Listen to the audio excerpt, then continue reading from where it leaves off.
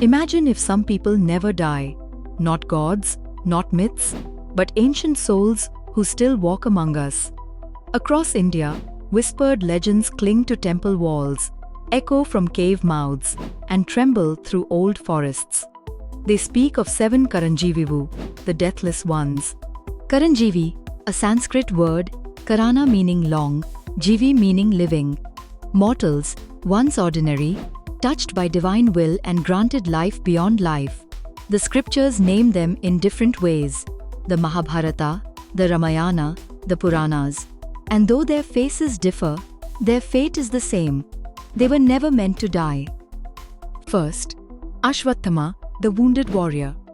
Cursed after Kurukshetra, he walks the earth forever with an open, bleeding wound.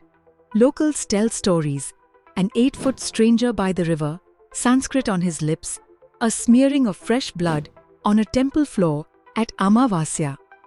Is it superstition or a trace of something older refusing to fade? Second, Hanuman, the silent guardian. After serving Rama, he was blessed with a long life, as long as Rama's name is remembered.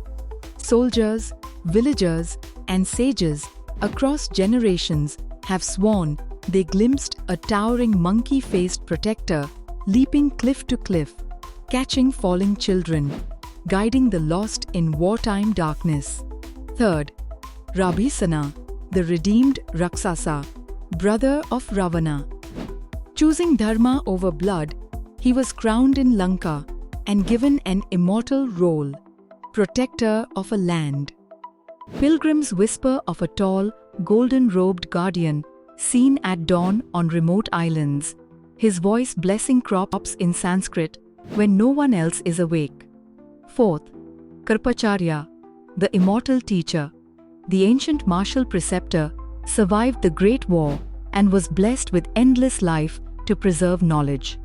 Mountain trekkers tell of an ageless sage appearing to lead the lost back to the trail, reciting Vedic verses as if time never touched him.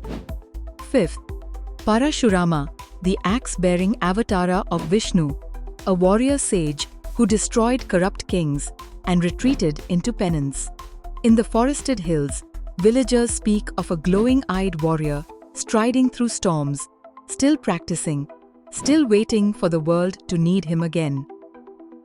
Sixth, Markandeya, the boy who defied death.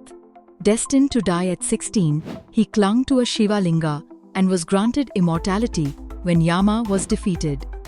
Sages say he appears as a saffron-robed youth every decade to teach a sharp ancient truth, sometimes leaving behind a palm leaf of unknown mantras.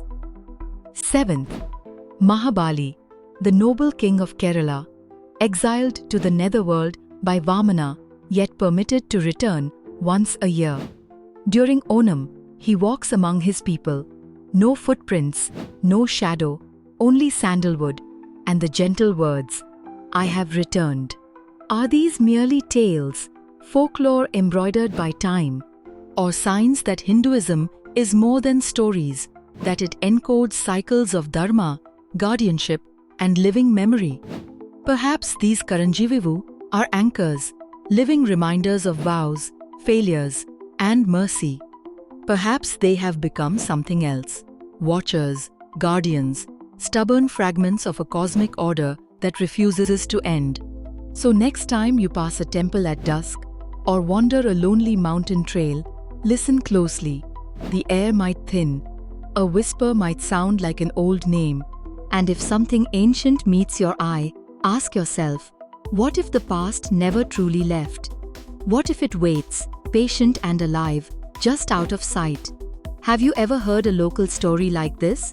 Tell us in the comments. And if you want more myths that blur the edge between history and the uncanny, like, subscribe, and ring the bell. Because sometimes the past doesn't die, it simply hides in plain sight.